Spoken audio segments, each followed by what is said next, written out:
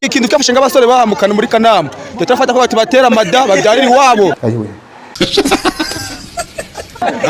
nitwa abagabo nitwa umugabo ndi mu rugo.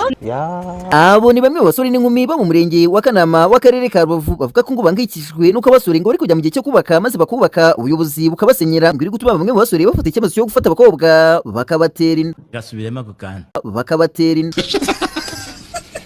turubakaga bakaza bakazirika kandi tuzubaka dushaka kuzana abagore ahubwo natwe ikintu cyafashe ng'abasore bahamukana muri kanama tutafata ko batubatera amada babyarira iwabo.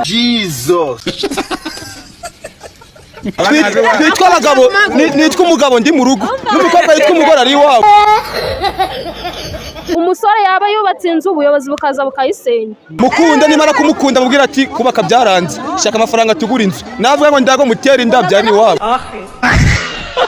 None nyine ubwo bagiye kuyiranja se nyine bakayimuterera iyo nyine yabuze hamusohoreza ari wateye mwanya ari wateye inda naramuteye inda gasubiremo ako kantu namuteye inda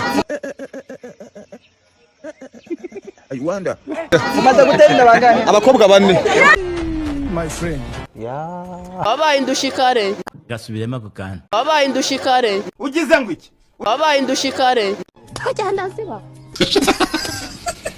Kiza se, j'ai vu ça y marier, Dodi.